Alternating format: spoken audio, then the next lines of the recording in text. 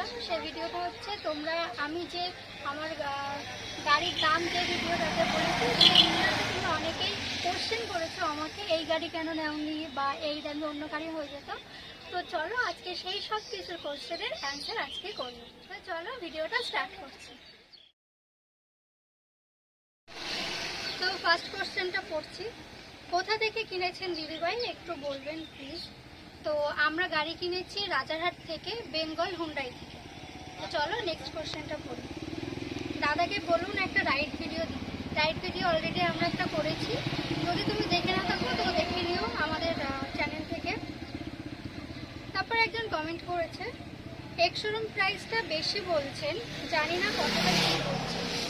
এই কমেন্টটা দেখছি অনেকেই বলছে যে আপনাদের গাড়ির দাম বেশি বলেছে, তো জানি না কেন। হয় শোরুম থেকে আমাদের বলাই হয়েছিল যে 2025-এ গাড়ির দাম কিন্তু 3 থেকে 4% বেশি থাকবে, তো সেই জন্য হয়তো দামটা একটু বেশি পড়ছে। কোশ্চেনটা হচ্ছে নেভি ব্লু নিলে ভালো হতো। তো আমি তাকে বলবো যে গাড়ির কালার মানে এই মডেলের নেভি ব্লু কালার নেই, যেটা আছে সেটা হচ্ছে অ্যাকোয়াটিল। আর কালার চয়েসটা তো পার্সোনাল, মানে সবার নিজস্ব চয়েস। তো আমাদের রেড কালারটাই পছন্দ, ওই জন্য আমরা রেড কালারটাই নিয়েছি। তো নেক্সট কোশ্চেনটা পড়ছি, আমি মনে করি বৌদি তোমাদের ফ্যামিলি বড়, তোমরা আর্টিগা নিতে পারো। কেন আগের ভিডিওতে পুজো দিতে গিয়ে দেখলাম যে তোমাদের ফ্যামিলিটাও বড়।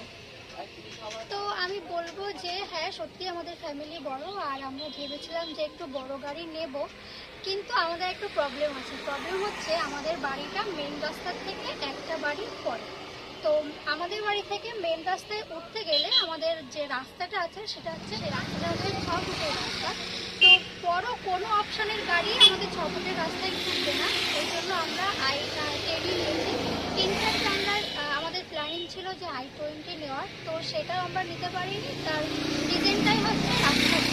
তো আমাদের ইচ্ছা থাকলেও আমরা বড় গাড়ি নিতে পারিনি রাস্তাটার জন্য। তো নেক্সট কোয়েশ্চেন করছি, 7.3 অন রোড বলেছিল আমাকে, মার্কেটিং করতে একটু লস করেছেন। তো ওই যে বললাম 2025-এ গাড়ির দাম 3 থেকে 4% বেশি ছিল, ওই জন্য হয় কি ওই জন্যই বেশি। Congratulation ma'am, but you will never get more than 14 kilometre. আচ্ছা, পার্সোনাল এক্সপিরিয়েন্স থেকে বলছি, but fun to drive car this is.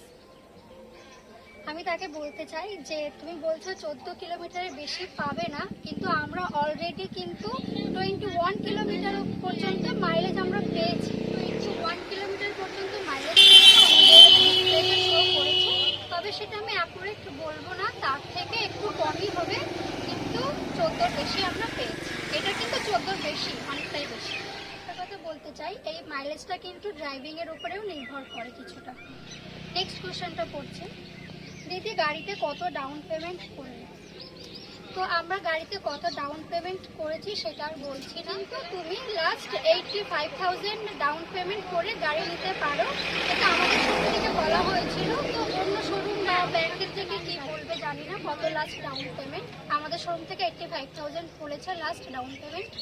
তো অবশ্যই তোমার সিভিল স্কোরটা কিন্তু ভালো থাকতে হবে ইএমআই এর ক্ষেত্রে। তো চলো নেক্সট কমেন্টটা করি, এই দামে i20 পাওয়ার কথা। হ্যাঁ এই দামে i20 পাওয়ার কথা, কিন্তু ওই যে আমাদের রাস্তার প্রবলেম, ওই জন্য আমরা i20 নেইনি। আচ্ছা নেক্সট কমেন্ট করছি, দাম অনেক বেশি পড়েছে। আমি এই মডেল 31শে ডিসেম্বর 2024 খড়গপুরে নিয়েছি, 7,65,000 অন রোড, সঙ্গে সিট কভার, ম্যাট আর স্টিয়ারিং কভার সহ। আমি তো আগেই বললাম 2025-এ গাড়ির দাম 3 থেকে 4% বেড়েছে। তো আমরা অন্যান্য শোরুমে খোঁজ নিয়েছি, সেখানেও আমাদের সেম কথা বলেছে 2025-এ যেহেতু তো গাড়ির দাম একটু বেড়েছে, আর আমরাও কিন্তু এই অ্যাক্সেসরিজগুলো পেয়েছি আমাদের গাড়ি। আচ্ছা নেক্সট লিখেছে যে খুব ভালো গাড়ি দিদি, তো থ্যাংক ইউ। তো লিখেছে যে আর একটা এলএস করা হয়েছে। আমি তো আগেই বললাম যে আমাদের রাস্তার প্রবলেম, তো ওই জন্য কোনো বড় গাড়ি আমরা দেখিনি, আর সবথেকে বড় কথা আমাদের এই গাড়িটা পছন্দ বলেই আমরা এই গাড়িটা নিয়েছি। নেক্সট কমেন্ট করছি, বলছি দিদিভাই, আমি বীরভূম জেলার বোলপুর শান্তিনিকেতন থেকে বলছি। আপনারা যে গাড়িটা কিনেছেন হুন্ডাই গ্র্যান্ড i10, তো গাড়িটা আমার খুব পছন্দ। এই গাড়ি নিতে গেলে ফাইনাল কত টাকা ডাউন পেমেন্ট করতে হবে জানাবেন একটু প্লিজ। ওই যে বললাম, আমাদের সঙ্গে যে 85,000 লাস্ট তুমি ডাউন পেমেন্ট করে গাড়ি নিতে পারবে। তো আমরা কত ডাউন পেমেন্ট করেছি সেটা বলতে পারবো না, কিন্তু তুমি 1 লাখ ডাউন পেমেন্ট যদি করো তাহলে তুমি গাড়িটা কিনতে পারো। তো নেক্সট কমেন্টটা পড়ছি। বলছে গান বাজিয়ে চালিয়ে দেখো দিদি একটু, তাহলে বুঝতে পারবে সাউন্ড কোয়ালিটিটা কেমন। তো গাড়িতে গান বাজিয়ে তোমাদের সাথে শেয়ার করতে পারি না, কারণ ভিডিওতে কপিরাইট চলে আসে। তো গান বাজিয়ে আমরা দেখেছি কোয়ালিটি যথেষ্ট ভালো, মানে সাউন্ড যথেষ্ট ভালো নিঃসন্দেহে। সো কোশ্চেন আনসার এই পর্যন্ত থাক। তো আরও কিছু কোশ্চেন আছে, সেটা আমরা অন্য ভিডিওতে একটা বলবো, মানে আরেকটা ভিডিও তৈরি করে বলবো। আর যদি তোমাদের কোনো কোশ্চেন থাকে, আরও যদি কোনো কোশ্চেন থাকে, সেটা কমেন্টে জানাবে, তার একটা রিপ্লাই ভিডিও আমরা করে দেবো।